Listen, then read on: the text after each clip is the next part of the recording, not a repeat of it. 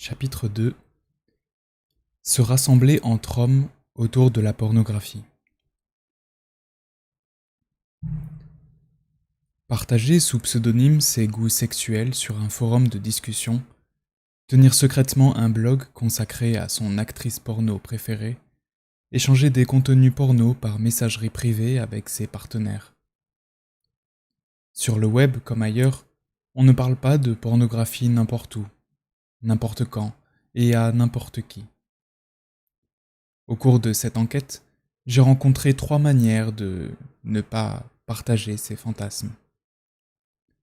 Un premier type de spectateur ne parle quasiment jamais de son rapport à la pornographie.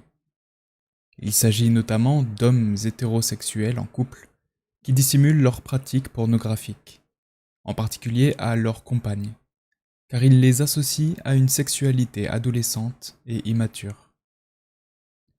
Un deuxième groupe ne parle de pornographie qu'avec ses partenaires sexuels. Il s'agit notamment d'hommes gays dont la sociabilité homosexuelle passe avant tout par la fréquentation d'applications de drague, de sauna et de sex clubs. Un troisième type de spectateur parle beaucoup de pornographie, mais dans des cercles d'amitié restreints. Il peut s'agir d'hommes hétérosexuels qui se rassemblent en ligne pour partager une passion pour le porno que leur entourage a du mal à comprendre, mais également d'hommes homo et bisexuels, pour qui le porno est un produit parmi d'autres de la culture gay, au même titre que le cinéma, les séries télé ou la musique pop, par exemple. Un point commun à ces différentes situations est que le plaisir de partager ses fantasmes pornographiques est souvent un plaisir de se rassembler entre hommes. Ce constat de cloisonnement conduit à nuancer la thèse, souvent avancée, d'une banalisation de la consommation de pornographie. Afin d'explorer les variations de ce désir homosocial masculin, je m'appuie à la fois sur ce que me disent les participants de leurs pratiques de sociabilité et sur l'analyse réflexive des relations de complicité masculine, hétéro et gay, qui se sont tissées lors des entretiens. Le porno en marge du couple.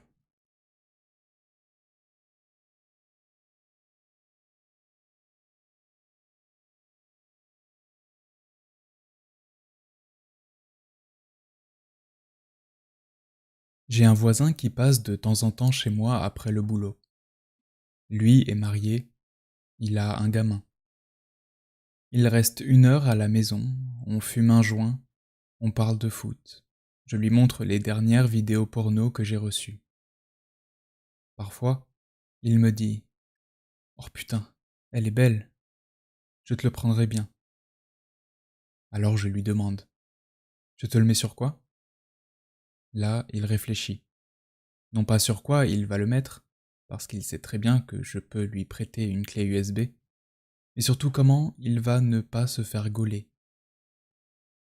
Devant sa copine, c'est « Ouais, c'est dégradant, et tout. » Mais par derrière, c'est « Dis donc Pierre, ouah, cette scène. » Il y a un côté caché, sournois. Les mecs disent que c'est pas bien devant leur copine pour faire bonne figure. Et puis par derrière, ils aimeraient bien se branler de temps en temps devant un film porno. J'ai eu beaucoup de mal à entrer en contact avec des hommes hétérosexuels en couple, cohabitants, disposés à me raconter leur rapport à la pornographie. Divorcé, père d'un enfant en garde alternée, Pierre est le 6e homme hétérosexuel célibataire que je rencontre à travers un forum de passionnés de pornographie. Il s'amuse du double jeu de ses amis en couple, qui condamnent la pornographie face à leur conjointe, tout en s'y intéressant en cachette. À l'issue de notre entretien, j'insiste pour qu'il m'oriente vers des membres du forum qui seraient en couple. En tant que pilier du forum, Pierre connaît la vie privée de nombreux membres, au-delà de ce qu'ils affichent en public sous pseudonyme. Il m'oriente vers Fabrice, qui restera le seul homme hétérosexuel en couple cohabitant que j'ai pu rencontrer à travers une annonce mentionnant explicitement la pornographie. Les trois autres, Nicolas, Vincent et Christophe, ont été rencontrés via une annonce mentionnant plus généralement les représentations de l'amour et de la sexualité à l'écran.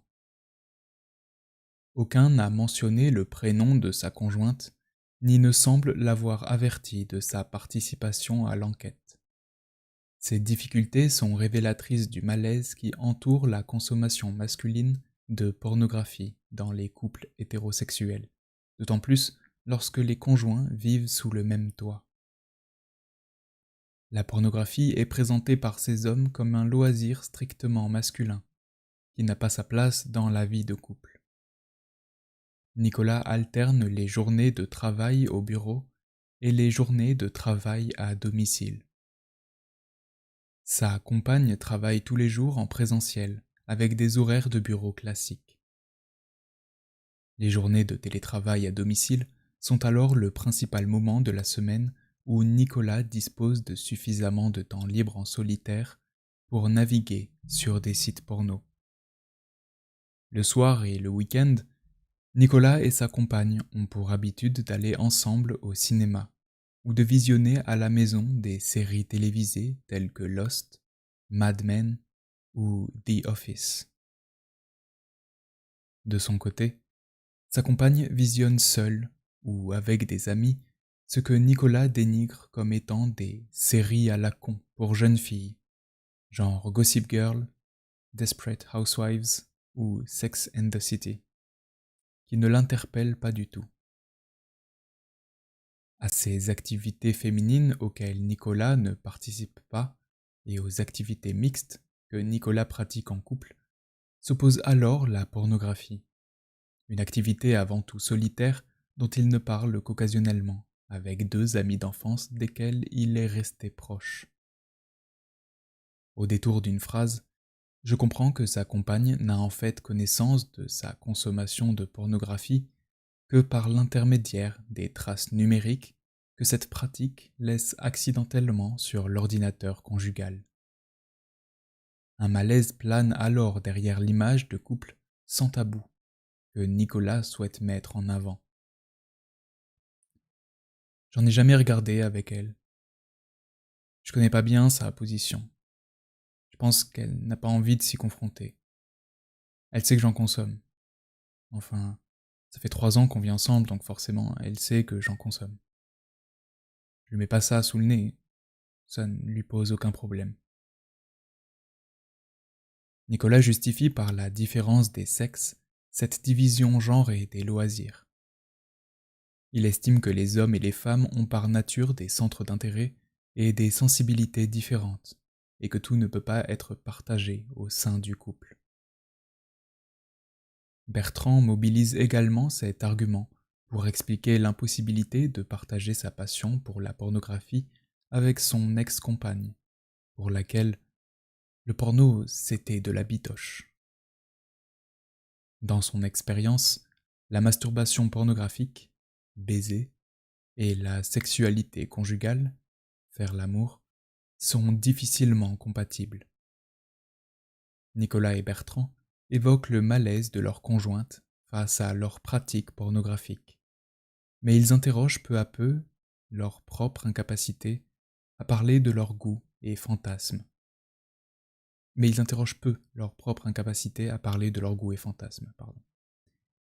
Dans un contexte où, comme l'a montré la sociologue féministe Isabelle Claire, la définition dominante de la conjugalité hétérosexuelle repose sur un équilibre fragile entre égalité et différence des sexes.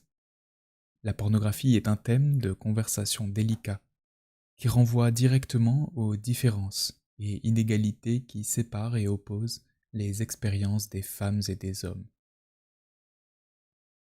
L'opposition entre couple et pornographie se retrouve également dans le discours des hommes célibataires et multipartenaires. Les fantasmes pornographiques de Louis ne sont pas si différents de ce qu'il pratique en club échangiste. Levrette, sodomie, urophilie et éjaculation faciale, toujours dans le rôle du dominant. Il ne s'imagine en revanche pas transposer ces pratiques dans le domaine de la sexualité conjugale. Avec sa future épouse, Louis imagine qu'il aura une sexualité normale, qui contribuera à la construction d'une famille saine. Reprenant à son compte l'opposition patriarcale entre la putain et la maman, Louis dénie aux femmes la liberté sexuelle qu'ils s'autorisent. Son discours participe du contrôle social à la fois des femmes en couple, qui devraient faire preuve d'une sexualité modérée et respectable, et des femmes multipartenaires, qui se voient ainsi refuser l'accès au couple et à la famille, d'autant plus lorsqu'elles sont travailleuses du sexe. Pornographie et couple hétérosexuel ne s'opposent pas toujours.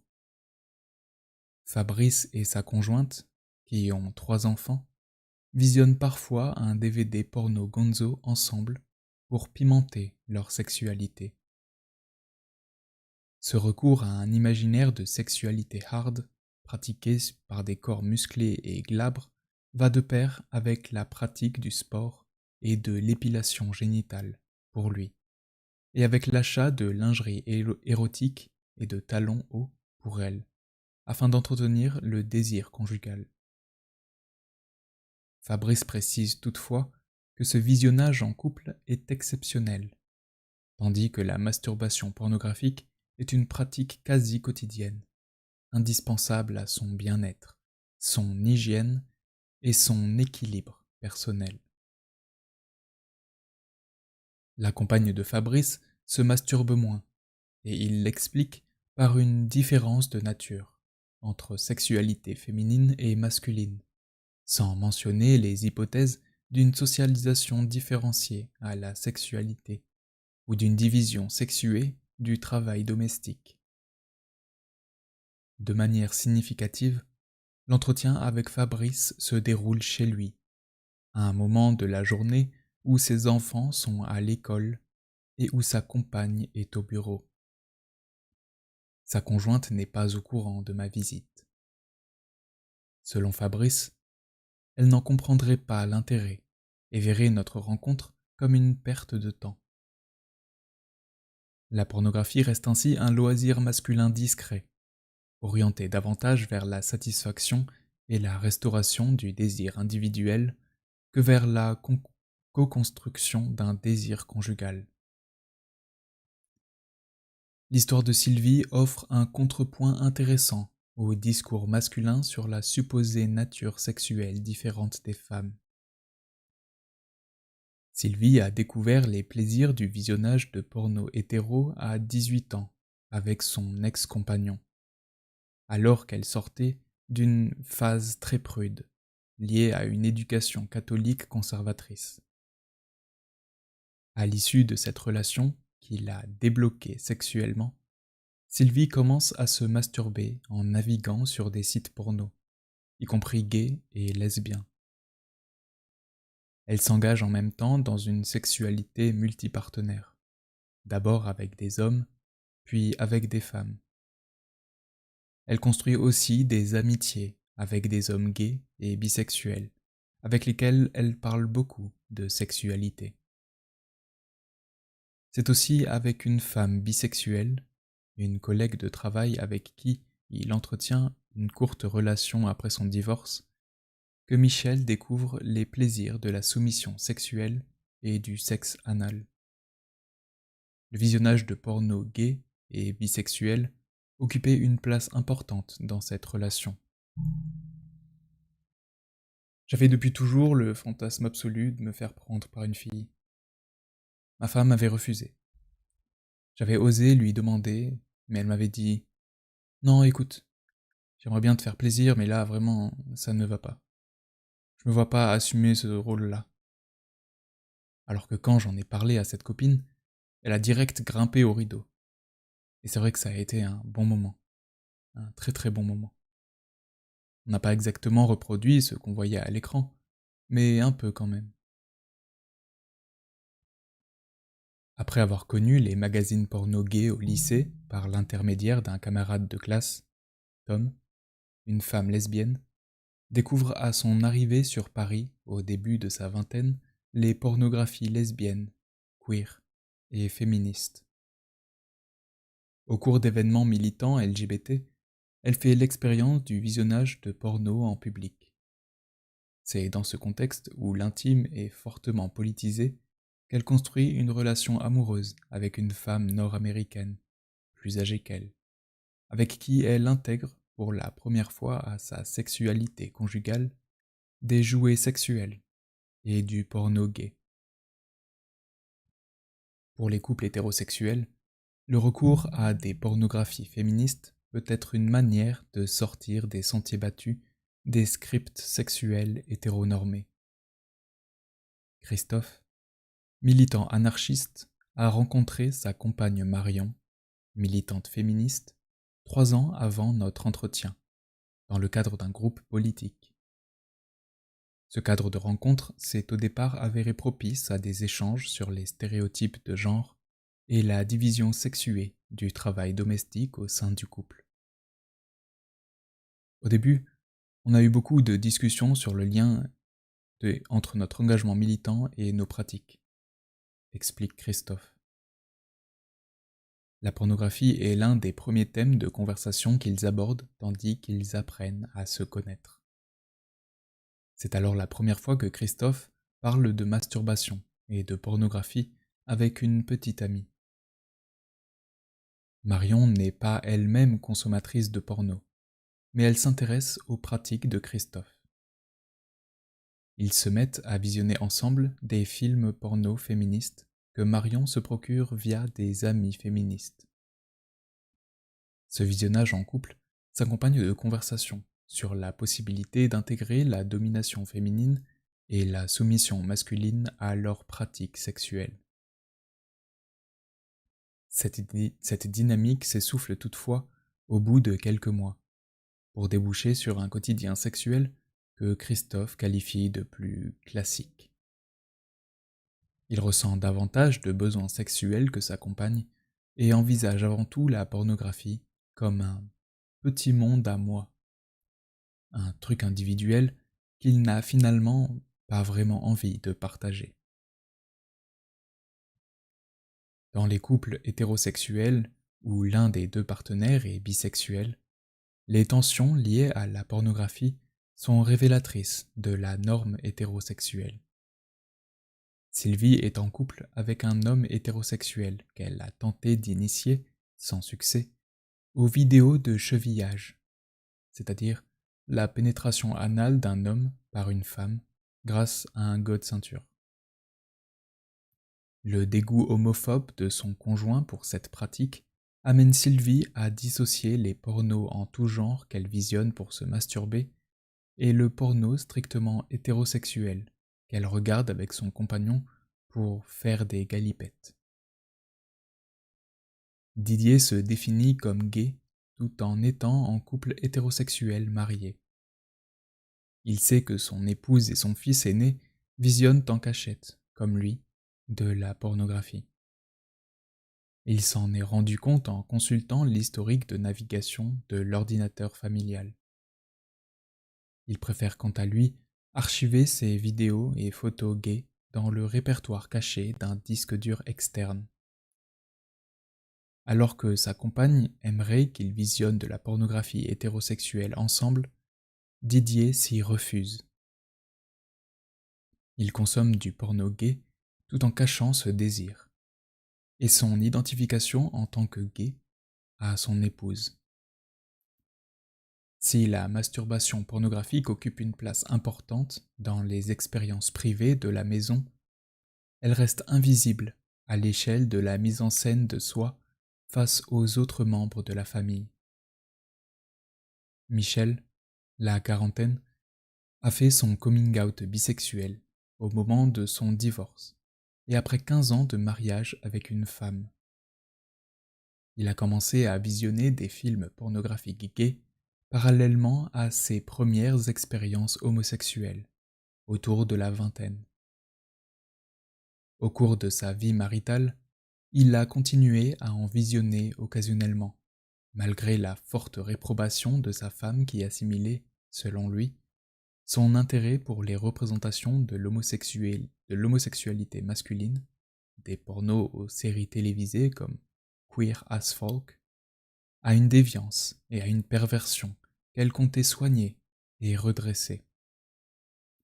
Une sorte de maladie qui partirait comme un rhume, précise-t-il, en prenant du recul par rapport à ce passé encore proche. La division genrée des espaces, qui oppose le féminin au masculin, s'imbrique ici à une division sexuelle, qui oppose les activités hétéronormées aux activités queer, qui se développent alors dans les marges du foyer hétérosexuel. Qu'il soit hétéro ou gay, le couple monogame fait souvent mauvais ménage avec la pornographie. Aux yeux de Philippe, visionner de la pornographie avec son conjoint serait un signe d'immaturité relationnelle et de déclin du désir au sein du couple. Il estime que son compagnon doit lui suffire et qu'il ne doit pas avoir besoin d'autre chose pour éprouver du plaisir. Le recours à la pornographie l'amènerait à ne plus être dans le moment présent et à ne plus être vraiment avec lui. Philippe adhère ainsi au modèle du désir conjugal, selon lequel l'échange sexuel est conçu comme étant au service d'une construction conjugale ou sentimentale qui l'englobe ou la contient, dans tous les sens du terme. Le visionnage de pornographie pendant les rapports, voire l'idée même qu'un des membres du couple puisse avoir recours à d'autres sources de plaisir que le corps de son conjoint, entre en contradiction avec cette vision conjugale de la sexualité. La relation doit mobiliser l'entièreté des désirs sexuels des conjoints, et le seul objet de désir doit être le corps du partenaire.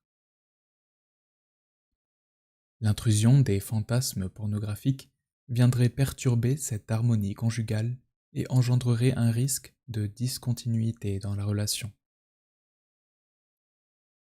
Les désaccords au sujet du porno dans les couples gays voient s'affronter approche conjugale et approche communautaire de l'homosexualité masculine.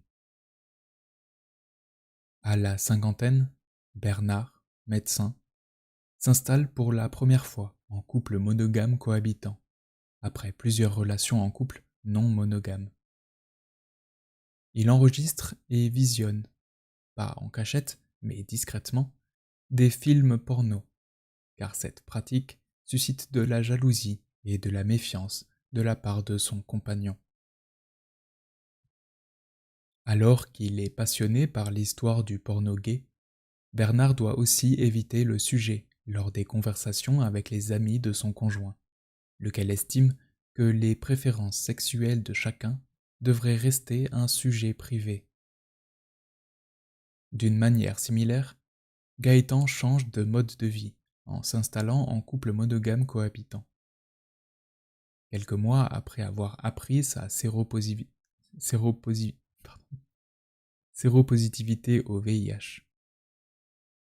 Afin de satisfaire son conjoint, qui désapprouve ses excès sexuels, Gaëtan dissimule ses sessions quotidiennes de masturbation pornographique et parle le moins possible de la courte carrière d'acteur porno qu'il a laissée derrière lui. Les tensions conjugales autour de la pornographie peuvent aussi émerger en cours de relation. Lorsque Bruno s'installe en couple cohabitant non monogame avec son conjoint, au début des années 80, ils achètent, pour une consommation familiale, des cassettes VHS du réalisateur français Jean-Daniel Cadino et du studio tchèque Bel Ami, qui montrent des minés s'adonnant à une sexualité plutôt douce et vanille. Cette pratique s'est essoufflée au fil des ans, en même temps que le désir sexuel au sein du couple. Bruno a progressivement développé une appétence pour les hommes plus mûrs et plus poilus des studios berlinois Katzo Film et parisien Eric Vidéo, ainsi qu'un goût pour une sexualité plus hard, BDSM et bareback. Les nouveaux goûts de Bruno suscitent l'incompréhension et la réprobation de son conjoint, pour qui c'est là une sexualité de sauvage, dégradante, pour ceux qui s'y livrent comme pour ceux qui la regardent. Ces tensions culminent lorsque Bruno annonce à son conjoint sa séropositivité, sa séropositivité au VIH. La situation s'est depuis stabilisée, au prix de la discrétion de Bruno sur sa consommation de pornographie et sa sexualité multipartenaire, qui restent pour lui des espaces de plaisir importants. Avec moi, Bruno n'aborde sa vie amoureuse et conjugale que de manière elliptique, en fin d'entretien. Couple et pornographie constituent ici aussi deux univers séparés, en tension. Les fantasmes pornographiques trouvent davantage d'affinité avec les mondes sexuels historiquement constitués comme déviants. La masturbation, la sexualité en groupe, la sexualité entre partenaires occasionnels, qu'avec les mondes sexuels historiquement constitués comme légitimes, le couple. Malgré la constitution d'un marché de la vidéo pornographique pour couple, l'usage de la pornographie semble durablement associé à l'autosexualité et au multipartenariat. Pour le dire dans les termes de Michel Bonzon, les fantasmes et les pratiques pornographiques tendent à être une composante centrale du modèle du réseau sexuel et du modèle du désir individuel, mais une composante marginale du modèle du désir conjugal. La camaraderie hétéro-masculine.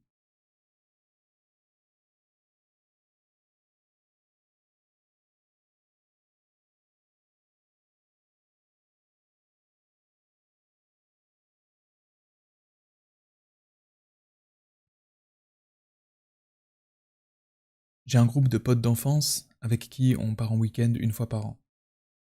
Maintenant, on est tous les quatre casés. Mais la dernière fois, on en a parlé dans la voiture. C'est un sujet, on ne va pas dire de préoccupation, mais d'intérêt. Oui. C'est vrai que c'est toujours des moments marrants. À un moment, il y en a un qui a fait: Bon, les gars, c'est quoi les nouveaux sites? On n'est pas là que pour boire des bières. Il est temps de lâcher l'info. Associé à la bière, au foot, au rire, à la fin de la journée de travail ou au départ en vacances, la sexualité est un thème de discussion parmi d'autres, qui permet de se marrer, de déconner et de se chambrer. En somme, de créer de la détente et de la connivence, comme en témoigne Vincent. Ces moments entre hommes, à l'écart des femmes et notamment des conjointes, sont souvent évoqués avec enthousiasme ou nostalgie par les hommes hétérosexuels. Gérard, qui est à la retraite après une carrière de militaire, se rappelle avec nostalgie des traits d'humour et des récits d'aventures sexuelles qui s'échangeaient entre collègues masculins au sein de sa caserne, sur le mode du récit d'exploits personnels ou de l'autodérision. L'humour sexuel hétéronormatif, dont le porno est une des références, constitue un point de fixation, un lieu commun de la camaraderie masculine. Alain s'inscrit dans cette perspective en se présentant comme un baroudeur qui aime parler en public des érections que lui suscite la vision des belles femmes. Il s'oppose vivement à toute forme de censure qui viendrait le restreindre dans cet élan. Il joue sur la corde du français bon vivant, qui n'a que faire de la pruderie féminine et du politiquement correct nord-américain. L'invocation d'une virilité nationale permet ainsi à des hommes de se rassembler autour de l'image nostalgique d'une camaraderie masculine d'antan. Aux yeux de ces hommes, parler de pornographie avec des femmes n'équivaut pas à des plaisanteries entre amis, mais est associé à la séduction, voire assimilé à une pratique sexuelle. Louis se dit par exemple excité par l'idée de parler de pornographie avec une femme. Se lancer dans ce type de conversation revient pour lui à s'engager dans une relation de séduction devant déboucher sur un rapport sexuel. Alain est lui prêt à éjaculer dans son pantalon lorsqu'il parle de sexualité avec une femme qui lui plaît. La représentation de la pornographie comme un imaginaire pouvant submerger sexuellement une interaction est ici indissociable d'une conception de la sexualité masculine comme une pulsion primaire, réprimée par les conventions sociales, prête à jaillir à tout moment. Louis précise même que parler de porno de but en blanc avec des femmes est l'une de ses techniques de drague. Interroger les femmes sur leurs fantasmes est pour lui une manière de les provoquer et de les pousser dans les retranchements. Parce que c'est entendu en société qu'il faut qu'elles soient mal à l'aise sur ce sujet. Aux femmes cool, avec qui il parvient à instaurer ce type de rapport de séduction, Louis oppose les femmes prises de tête, avec qui il serait impossible de discuter de sexualité. Il se souvient encore du jour où une féministe a critiqué son goût pour le bukkake, un type de scène porno où plusieurs acteurs éjaculent ensemble sur le corps de l'actrice, ou plus rarement d'un autre acteur, et notamment sur son visage. Depuis cette déconvenue, Louis s'est juré qu'il ne parlerait plus jamais de sexualité à ces nanas pas à l'aise dans leur basket. Le problème ne se situe, selon lui, pas dans ses propres fantasmes de domination masculine, mais plutôt dans un féminisme rabat-joie qui verrait le mal partout. La complicité hétérosexuelle masculine se retrouve au cœur de la relation d'enquête. En début d'entretien, afin de faire accoucher mes interlocuteurs d'une parole sincère sur leurs goûts et fantasmes, j'adopte une posture empathique, fondée sur l'écoute et la relance. Afin de fluidifier l'échange, j'ajuste plus ou moins consciemment ma manière de parler et de me tenir à mon interlocuteur. Des interpellations telles que quand t'es avec ta meuf, tu vois, tu sens, tu sais, et tu te dis, indiquent que les hommes hétérosexuels me perçoivent spontanément comme un des leurs. Tandis qu'elle est visiblement source de confort pour eux, l'entretien de cette complicité masculine hétérosexuelle implique de ma part un travail émotionnel fastidieux. J'ai parfois été amené à faire mon coming out auprès des hommes hétéros avec lesquels je m'entretenais, et qui voulaient en savoir plus sur moi au-delà de mon identité de sociologue. Cela est souvent passé par des questions sur mes propres goûts pornographiques. J'ai fréquemment mis en avant mon goût pour le porno gay, curieux des réactions que cela pouvait susciter. Sans grande surprise, cela a souvent été reçu comme une déclaration identitaire. S'il aime le porno gay, c'est donc qu'il est homosexuel. Quand Alain, qui est hétéro, comprend en fin d'entretien que je ne le suis pas moi-même, il se sent trahi et me dit qu'il aurait bien aimé que j'apporte cette précision d'entrée de jeu. Je lui réponds que ce reproche n'est pas recevable, car ceux qui imaginent a priori les autres comme hétéros ne peuvent s'en prendre qu'à leurs propres préjugés. Alain rétorque que ça n'aurait tout de façon rien changé, car il n'est pas du tout homophobe, tout en manifestant son énervement. La complicité masculine hétéronormative se construit contre la figure de l'homosexuel, dont la présence viendrait contaminer le groupe. Cette figure hante en particulier les souvenirs de masturbation collective entre garçons. avec ses copains du collège Adrien, se branler en chœur, en matant les magazines, en faisant des concours à celui qui éjaculerait le moins vite ou le plus vite. Il précise toutefois bien que chacun s'occupait de son engin. L'absence de contact corporel direct entre les participants est ici posée comme la preuve du caractère hétérosexuel de cette pratique. Louis trouve pour sa part cette pratique répugnante.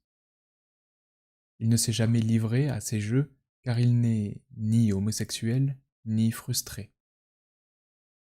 La prohibition de l'homosexualité produit toutefois des formes autorisées de sexualité entre hommes, dont les concours adolescents d'éjaculation masculine, par leur célébration de qualités conventionnellement masculines, l'endurance, le contrôle, la puissance, la compétition, sont un bon exemple. Mater du porno entre mecs est un rituel de passage à la masculinité adulte, qui doit cependant être abandonné une fois la maturité sexuelle atteinte. Braver l'interdit parental qui restreint l'accès aux images est considéré par Nicolas comme un moyen de s'extraire de l'innocence de l'enfance pour endosser une masculinité plus adulte et plus affirmée de mauvais garçon. Il se rappelle de lui en tant qu'adolescent qui bombe le torse avec ses amis, histoire de montrer qu'il est un mec. Les images de Nana à poil sont alors le support d'une performance collective de la virilité au sein du groupe de pairs. Nicolas souligne toutefois le caractère non nécessaire. J'aurais pu m'en passer. Et révolu. C'est un truc d'ado. De ces rassemblements adolescents autour de la pornographie. Bien qu'American Pie soit le film culte de son groupe d'amis, Nicolas prend aussi ses distances par rapport à cette image de sexualité adolescente pataude. La maturité hétérosexuelle se construit par la mise à distance des figures du frustré et de l'obsédé. Ce contexte de grivoiserie et de fanfaronnade est peu propice à l'expression d'une parole sincère sur les fantasmes et les sentiments ambivalents qui leur sont associés. Mon coming out a alors parfois apporté un nouveau souffle, dans des entretiens où des hommes hétéros se sont mis à interroger leurs propres préjugés. Ah bon? Les gays peuvent être excités par du porno hétéro? Et à partager des fantasmes moins conventionnels. Quand je me masturbe, je m'imagine me faire prendre en levrette comme une actrice porno. Coca normal contre Coca light. Lorsque Louis frappe à ma porte, un soir de semaine, il est vêtu de manière sobre, décontractée et élégante, avec un caban noir, un jean, des baskets citadines et un béret. Il est grand et carré, avec un physique sportif. Nous nous serrons la main à son entrée dans l'appartement. Nous poursuivons dans le salon de ma colocation la conversation que nous avions commencé Nous poursuivons dans le salon de ma colocation la conversation que nous avions commencée par mail, à la suite d'une prise de contact sur un forum de discussion consacré à la pornographie. Il me dit qu'il a accepté l'entretien parce que je lui donne l'impression d'être un mec cool et ouvert, et que ma démarche est intéressante. S'il se montre au début un peu hésitant, notamment lorsque je lui demande si je peux enregistrer notre conversation, Louis prend rapidement confiance et possession des lieux. Il parle fort, me coupe la parole et occupe l'espace de la pièce en déployant ses bras pour mimer des situations sexuelles. Profitant de ma posture empathique et de ma curiosité bienveillante, il m'impose progressivement les termes de l'échange. Il est là pour mettre en scène son talent dans la séduction des femmes, et je suis là pour l'écouter et apprendre. En fin d'entretien, Lorsque je lui demande ce qu'il associe aux mots de masculinité et de féminité, il me répond par un long monologue masculiniste qui me glace le sang, voir l'encadré du chapitre 4. Je ne parviens pas à lui porter la contradiction. Je me replie sur moi et fais mine de l'écouter attentivement pendant que le magnétophone enregistre. Alors que l'entretien s'étire sur 3 longues heures, je fume cigarette sur cigarette pour rester concentré, malgré la fatigue, et surtout pour me relaxer face à l'inconfort dans lequel me plonge cette conversation que j'aurais préféré ne jamais avoir, malgré son intérêt sociologique. Je me sens enfermé dans le rôle de petit frère auquel il m'assigne en me donnant des cours de séduction hétérosexuelle. J'ai l'impression d'avoir perdu tout contrôle sur la situation. L'entretien se déroulant dans mon salon, rempli de symboles gays et queer, j'étais persuadé que la colère de Louis finirait par se diriger contre moi et conduirait à un conflit. Ce sentiment de crainte est exacerbé lorsqu'il m'explique que la pénétration vaginale avec préservatif n'est pas naturelle, parce qu'elle sépare les corps. Il compare cela à boire du vin sans alcool ou boire du coca sans sucre. À l'issue de cette déclaration, nos regards se dirigent gênés vers la bouteille de Coca Light que je suis en train de boire. L'opposition entre Coca normal et Coca Light renvoie dans le discours de Louis aux oppositions entre masculinité naturelle et artificielle, hétérosexuelle et homosexuelle. Il se reprend, gêné, en disant avoir pris un mauvais exemple. Au moment de nous séparer, sur le pas de la porte de mon appartement, Louis me répète qu'il a bien aimé mon approche. Après l'entretien, je fonds en larmes d'épuisement.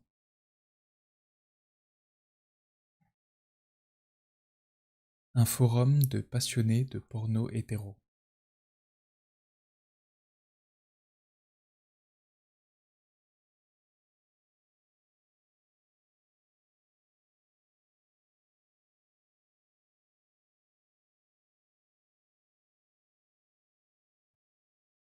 C'est une communauté où tout le monde, derrière son écran, raconte ses fantasmes, ce qu'il aime, ce qui lui plaît, quel genre de film il regarde, ce qu'il attend comme nouveau film, quelle actrice il aime bien.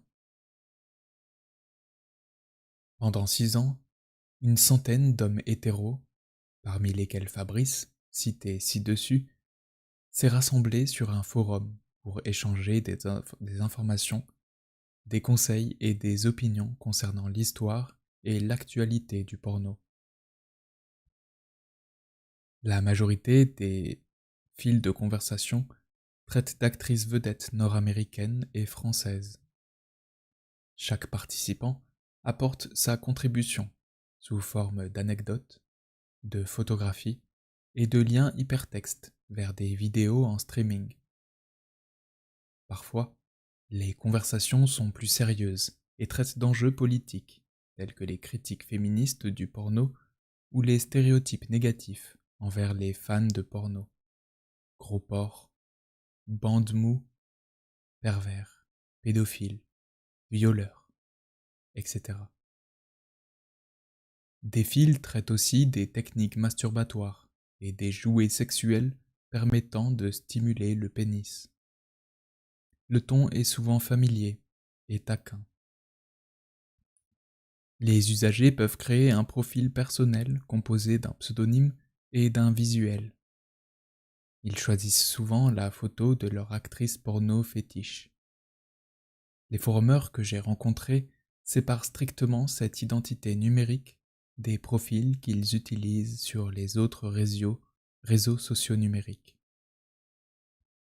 L'avatar de Bertrand est devenu au fil des échanges sur ce forum un personnage à part entière, exprimant publiquement ses fantasmes et ses opinions, souvent avec le filtre protecteur de l'ironie et de l'autodérision.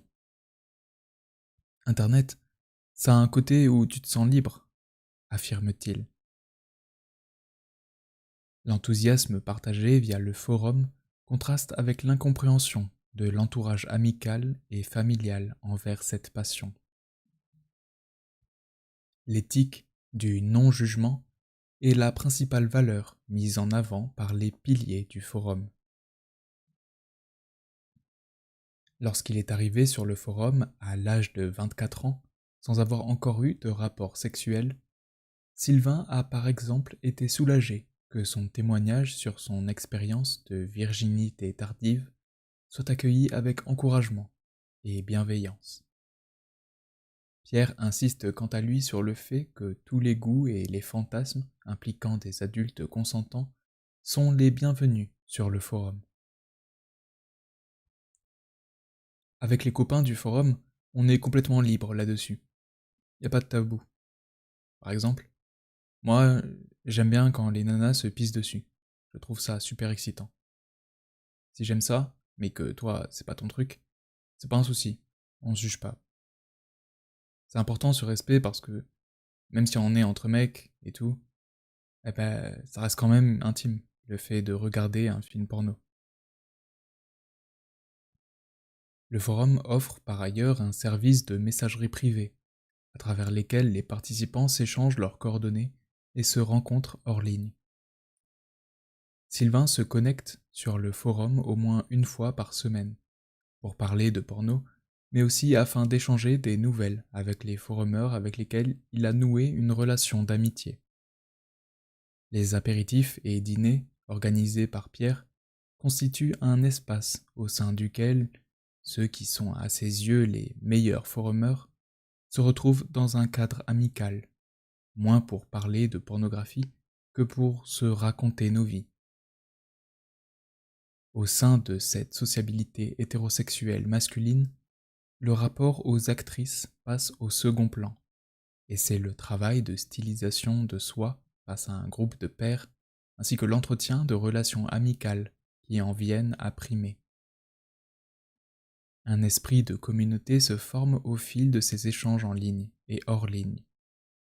Pierre, qui emporte une vision quelque peu enchantée, soutient que soutient que le forum est ouvert à tout le monde et qu'il réunit tous les âges, professions, classes sociales et styles de vie.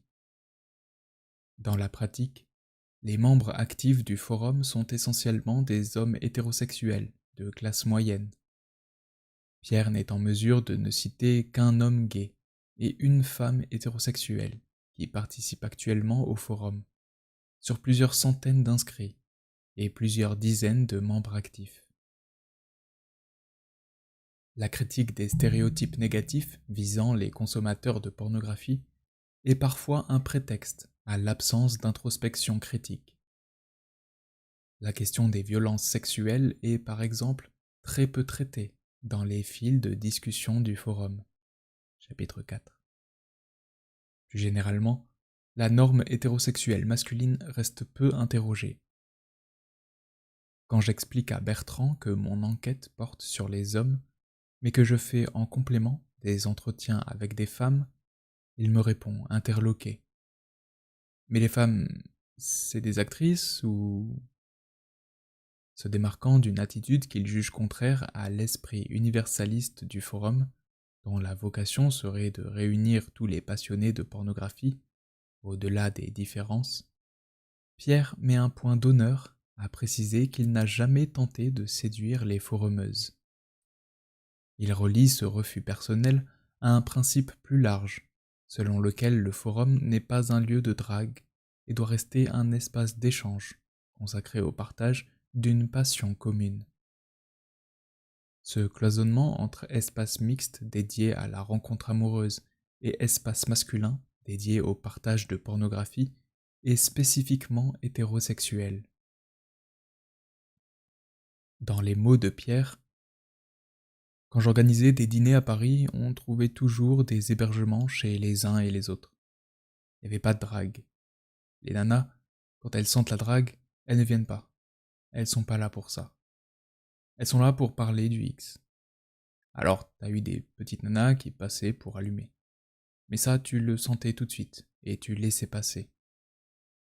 Moi, je souhaitais pas spécialement le bonjour aux nanas. J'ai jamais été sur ce forum pour draguer. On m'a toujours dit que ce n'était pas un site de rencontre. D'ailleurs, de ce que j'en sais, et je connais pas mal de monde, il n'y a pas eu de forumeurs et de forumeuses qui soient sortis ensemble. Les femmes qui participent au forum sont soumises à des injonctions contradictoires de la part des hommes. D'un côté, elles ne doivent pas être trop féminines pour ne pas apparaître comme séductrices. De l'autre, elles doivent rester assez féminines pour ne pas passer pour vulgaires. On retrouve ici le double standard sexiste par lequel les femmes, plus que les hommes, sont jugées vulgaires lorsqu'elles parlent de sexualité. On a eu une nana qui avait vraiment un langage de charretier. Même moi, Pour moi, là, il n'y a plus vraiment de féminité. Mais c'est que mon point de vue. Elle parlait vraiment comme un mec. Non. Moi, ça me... Autant une nana qui te dit vas-y, bourre-moi, salaud, enfile-la-moi. Pendant l'acte, à la limite, pourquoi pas. Ou qui aime se faire traiter de salope ou grosse pute, why not. Mais arriver sur un forum avec un langage de charretier, ça me gêne. Je trouve que, bah justement, il y a un côté féminité, masculinité qui est différent. Mais peut-être que les petites nanas qui n'ont pas d'éducation, elles parlent comme des mecs, hein. Mais c'est pas des gens que je fréquente. L'expression sexuelle des femmes est valorisée tant qu'elle s'inscrit dans une performance de la féminité, salope. C'est-à-dire tant que les femmes restent du côté des objets, du désir, position codifiée comme féminine, et non du côté des sujets du désir, position codifiée comme masculine. À travers l'expression langage de charretier, la masculinité est essentialisée par Pierre à travers le recours à un stéréotype de la masculinité ouvrière, tandis que la féminité est par contraste enjointe à la retenue bourgeoise. Ce sexisme ambiant conduit les femmes à quitter le forum ou à se présenter sous un avatar masculin. C'est justement pour ne pas faire montrer du doigt et c'est justement pour ne pas se faire montrer du doigt et coller des étiquettes que Sylvie, qui est en couple avec un homme et se définit comme bisexuelle après avoir vécu plusieurs histoires lesbiennes, évite le plus possible de parler de ses pratiques pornographiques avec son entourage. Le plaisir masculin dérivé de la passion pour le porno hétéro n'est pas seulement un plaisir de voir les actrices, c'est aussi un plaisir de partager du temps entre hommes. Les piliers du forum ont une position ambivalente par rapport aux hiérarchies de genre. D'un côté, ils critiquent les hiérarchies entre masculinités, en revendiquant le droit de se faire publiquement passionner de porno sans avoir à se faire traiter de bande-mou, de loser et de pervers. De l'autre, leurs critères de définition du bon forumeur excluent de fait les femmes de cet espace de camaraderie masculine hétéro. Porno militant ou porno commercial. Au début de cette enquête, j'ai participé à l'organisation de 2 éditions du Paris Porn Film Fest, un festival dédié aux pornographies et aux cultures sexuelles, inspiré du Porn Film Festival de Berlin.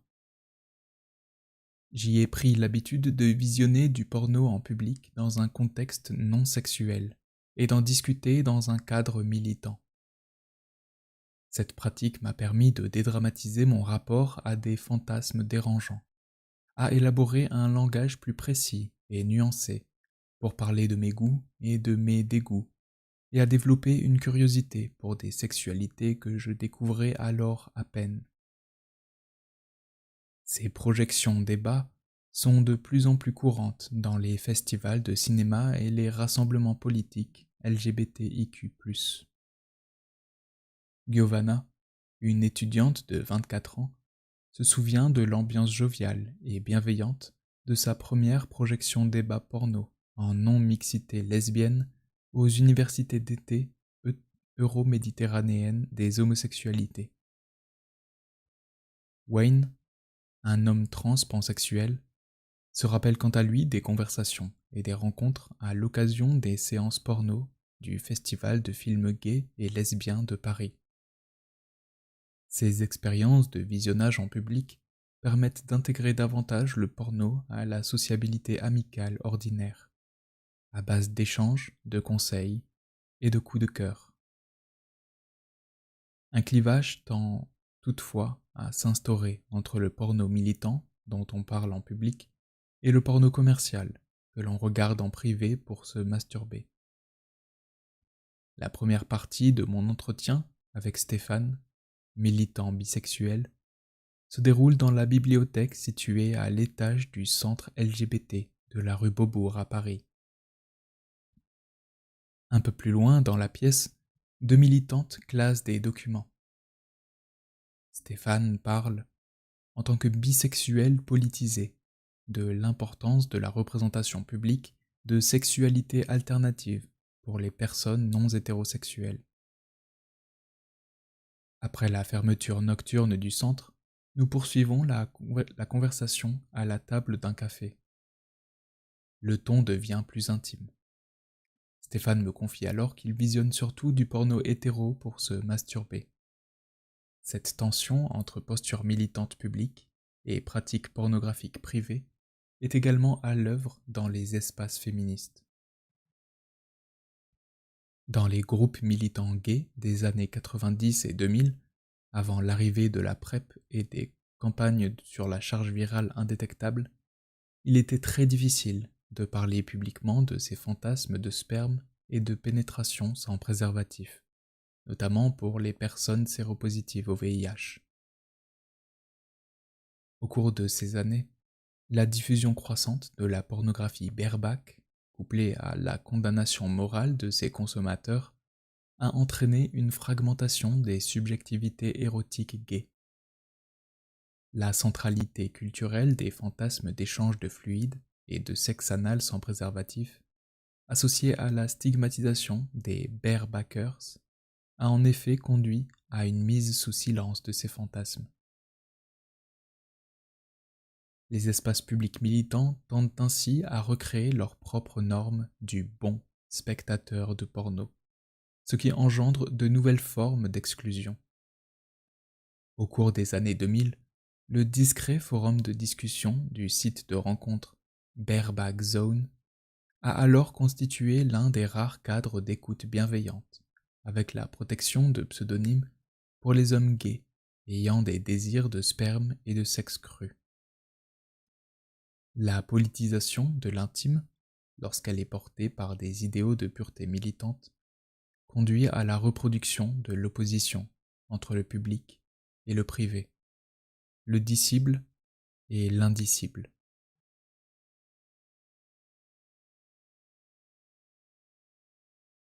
Le porno dans la vie multipartenaire gay.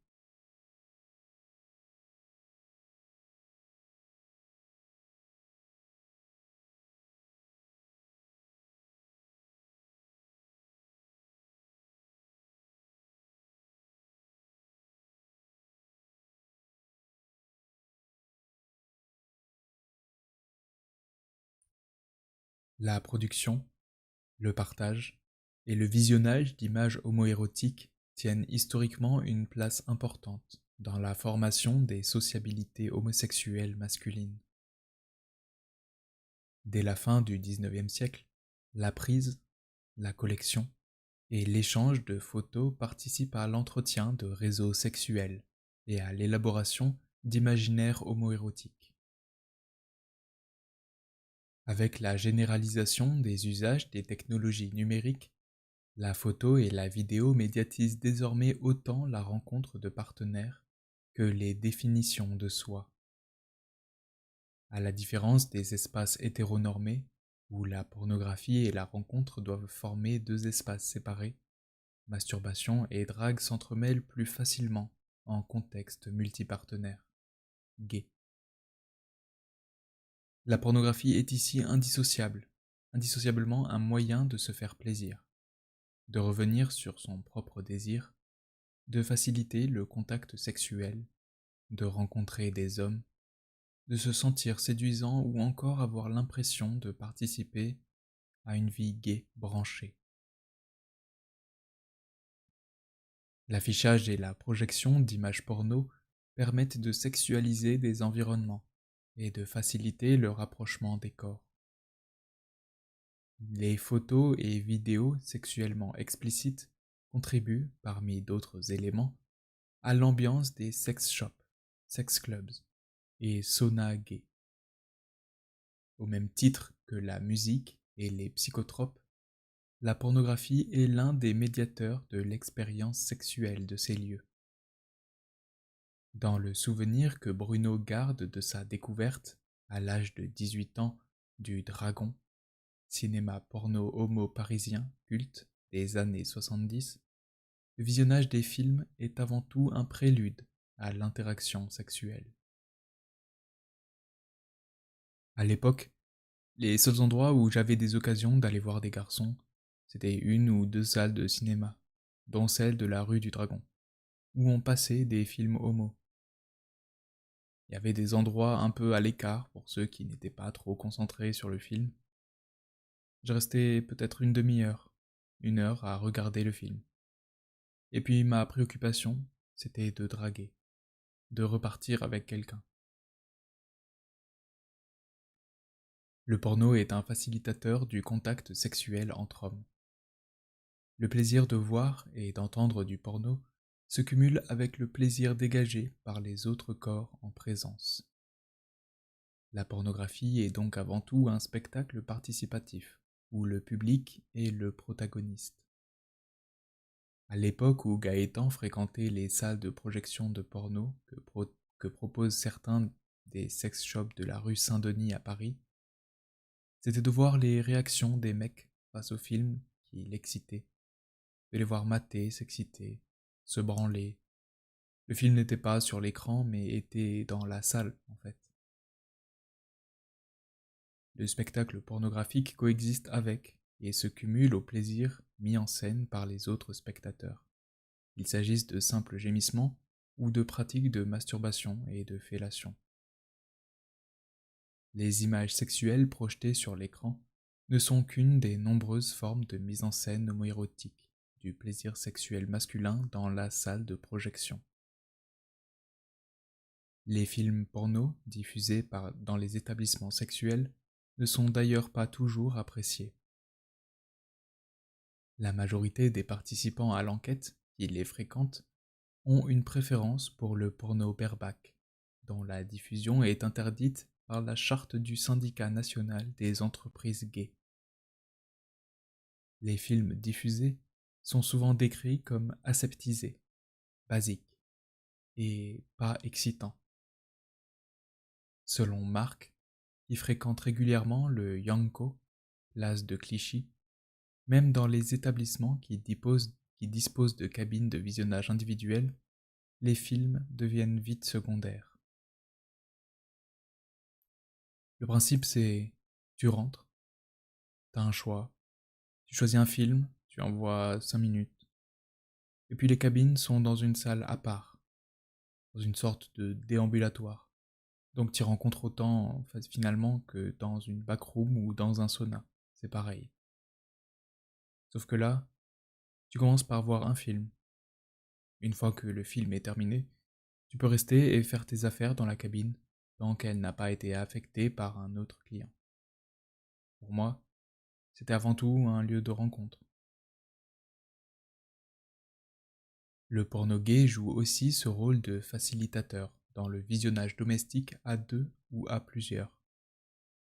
Quand il reçoit un ou plusieurs partenaires chez lui, Laurent construit l'ambiance en associant une lumière rouge et un film porno en fond sonore.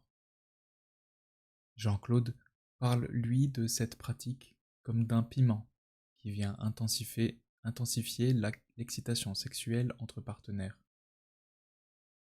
Pascal évoque pour sa part le visionnage de films comme un amorçage de pompe qui prépare les corps pour le rapport sexuel.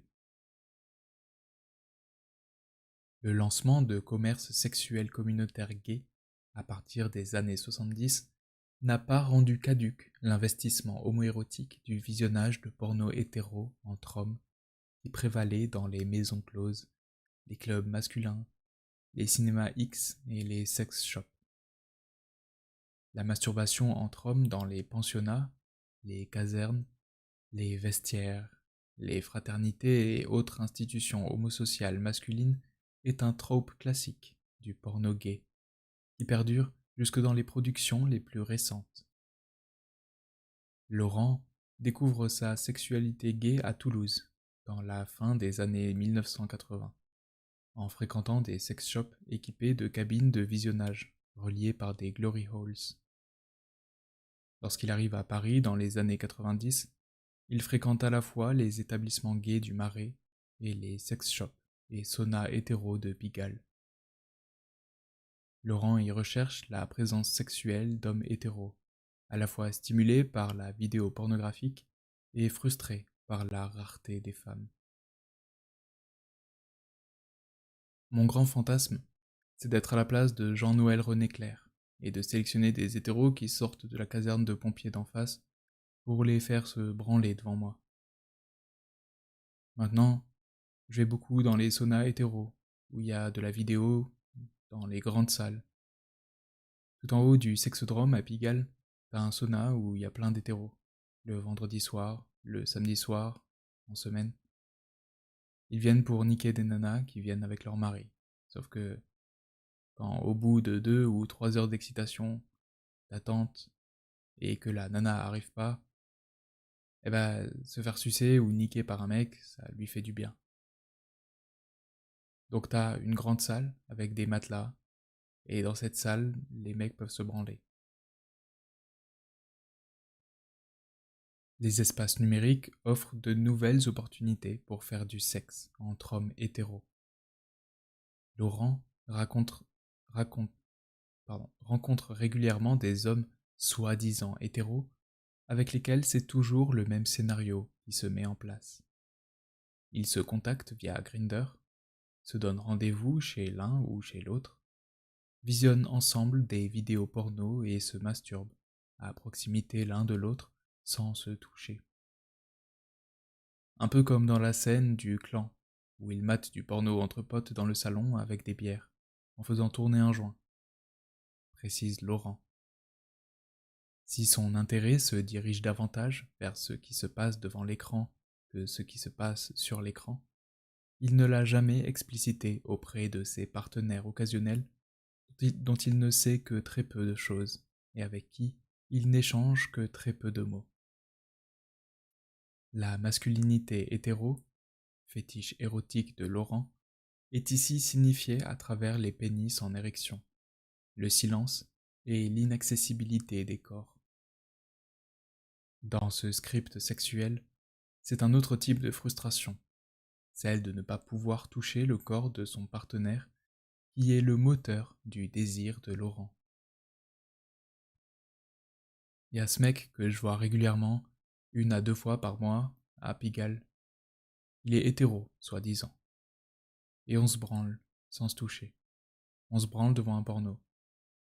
C'est super excitant. Surtout qu'en plus, il a un super morceau. Donc le fait de le mater comme ça. Et alors lui, de son côté, il a aussi des amis avec qui il se branle. Hétéro aussi. Ou soi-disant hétéro. On en reste au niveau du fantasme. Pas besoin d'aller plus loin. Derrière ça, il y a peut-être des mensonges, mais je m'en fous. C'est tellement excitant. Dans les films de Jean-Noël René Clair, comme avec les hommes qu'il rencontre sur Grindr, Laurent recherche l'énergie sexuelle qui se dégage de l'interaction virile et brute de fonderie entre des mecs très mecs, dotés de morceaux phénoménaux.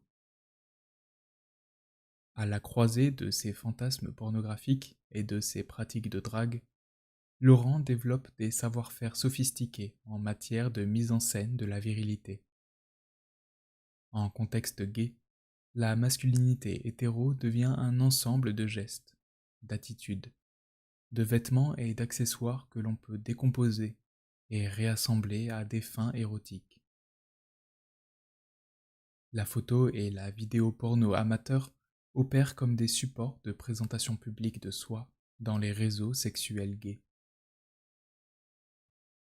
Tandis que les hommes hétéros considèrent Xtube comme un site de visionnage de vidéos porno en streaming, permettant de développer une relation entre un spectateur et une actrice, les hommes multipartenaires gays l'envisagent comme un site de rencontre sur lequel on peut tour à tour passer de spectateur à acteur amateur.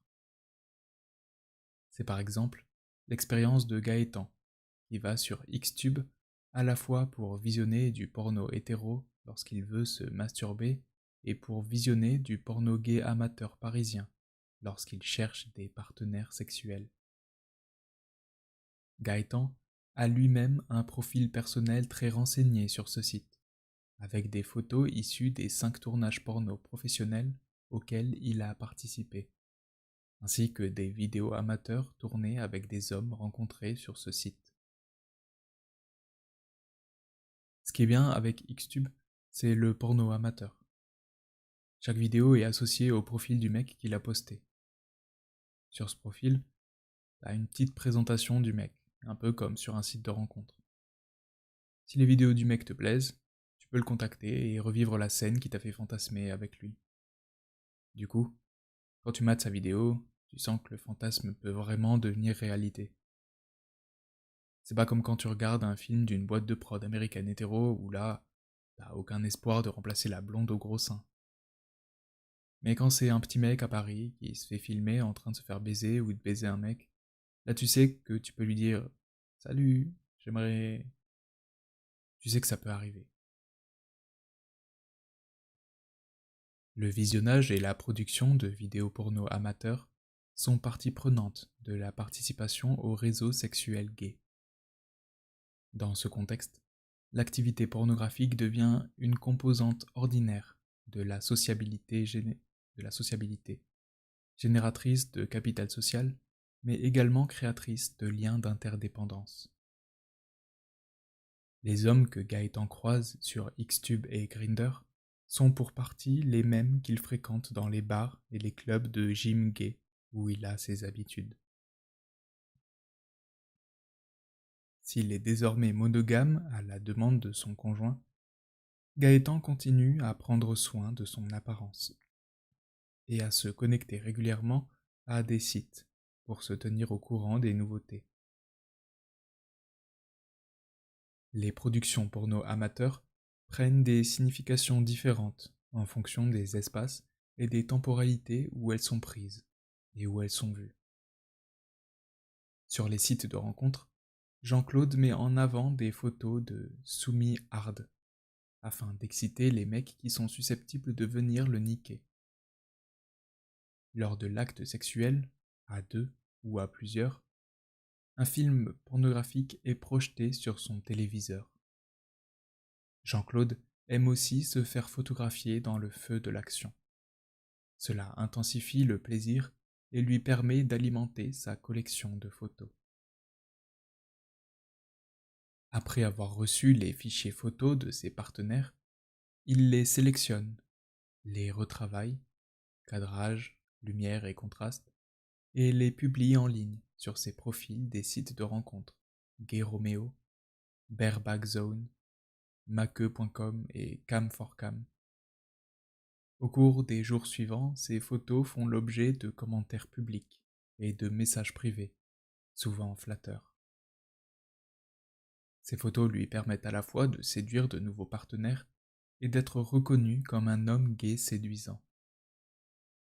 Cet enjeu de reconnaissance est particulièrement important pour Jean-Claude. Après 25 ans de mariage hétérosexuel et l'éducation de 2 enfants, ce n'est qu'à la cinquantaine qu'il a découvert les mondes et les codes de la sexualité gay. Aussi, il souffre de problèmes de santé qui l'éloignent de la norme de virilité athlétique souvent en vigueur dans les espaces sexuels gays. On retrouve à travers le récit de Jean-Claude une autre dimension du modèle de réseau sexuel, dans lequel le sujet acquiert son unité et sa consistance par ses liens visibles à de multiples partenaires. D'un côté, ces liens placent le corps de Jean-Claude dans un espace de visibilité positive, au sein duquel il apparaît comme un sujet sexuel désirant et désiré. De l'autre, ces liens enferment Jean-Claude dans une dynamique d'adéquation à des normes auxquelles son corps, fatigué, ne peut pas toujours se conformer. Je suis timide, mais je suis quand même assez exhibe, donc j'aime bien qu'on me prenne en photo quand je fais un plan avec un mec, ou mieux avec plusieurs mecs. D'ailleurs, mon rêve, ce serait de me faire filmer pendant un plan. Alors ensuite, le mec me les envoie et moi je les conserve précieusement. Du coup, j'ai toute une collection de photos, dans toutes les positions. J'aime bien y retourner de temps en temps, quand j'ai un moment pour moi. Je ne suis plus un perdreau de l'année, hein. On ne peut pas dire que je puisse séduire ni par ma jeunesse, ni par ma beauté. Donc sur les sites, je mets ni beau, ni moche, modèle courant, plus très jeune mais efficace. Et puis je passe mes photos. Consommer du porno gay, c'est aussi nourrir le sentiment de participer à une subculture minoritaire. Les esthétiques du porno gay sont, malgré la gentrification, toujours présentes dans les quartiers gays comme le Marais, sur les flyers promotionnels pour des soirées, sur les couvertures de magazines ainsi que sur les images qui s'échangent par smartphone. Le shopping en sex shop fait partie du circuit classique du tourisme gay, au même titre que la fréquentation des bars et des librairies. Le porno gay peut aussi avoir une dimension pédagogique et documentaire, en tant que média à travers lequel on apprend à se présenter de manière désirable, vêtements, coiffures, piercings, tatouages, etc. Et on découvre de nouvelles pratiques, fellation, masturbation, travail des tétons, anulingus, sodomie, fist-fucking, etc. Visionner du porno gay permet aussi de se familiariser avec les ambiances des saunas, des sex-clubs et des lieux de drague à ciel ouvert, où la sexualité gay se déroule, qui peut être représentée de manière très réaliste par les pornographes. Eric, le fondateur du studio porno Bareback, Eric Video, incarne par exemple, aux yeux de Laurent, un idéal de liberté et d'aventure sexuelle urbaine, auquel il s'identifie fortement. La consommation de porno gay peut enfin s'inscrire dans le cadre de l'expérience d'un mode de vie gay à distance, par procuration. C'est le cas de Didier, à qui les années SIDA ont donné une peur bleue des infections sexuellement transmissibles, et qui n'a jamais vraiment trouvé sa place dans le milieu gay. Plus jeune, il a eu l'occasion d'échanger et de visionner des films porno avec des amis et des collègues hétéros. Il est toujours resté réservé, de peur que son attirance sexuelle envers les hommes soit révélée malgré lui. Didier a ensuite connu une relation homoérotique platonique de plusieurs années avec un homme qui s'est mal terminée, avant de s'installer en couple avec une femme à qui il cache son identité gay. Depuis peu, il traverse une phase de renouveau homo. Il a repris contact avec quelques amis d'enfance, également devenus gays.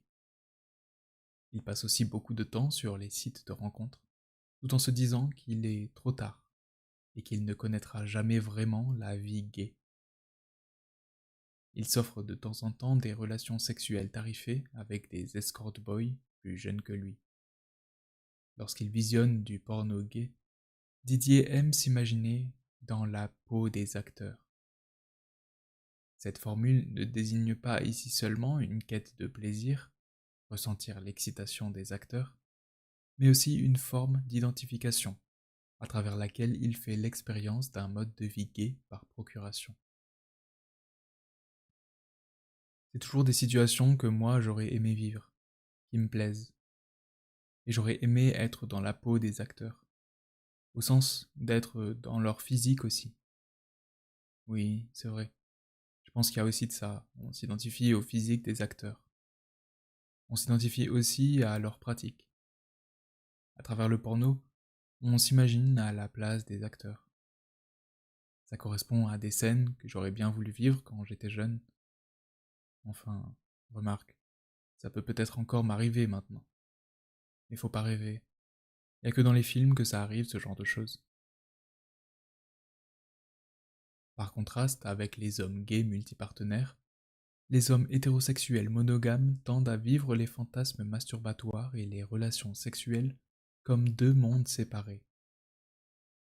Les hommes hétéros adhèrent aussi plus fortement à l'idée selon laquelle la masturbation pornographique devrait rester cloisonnée par rapport aux autres domaines de leur vie sociale, et notamment par rapport à leur vie conjugale. De ce fait, ils ne parlent pas ou très peu de leurs fantasmes à leur conjointe. Comme nous le verrons dans les chapitres 3 et 4, les hommes hétéros se montrent aussi plus récalcitrants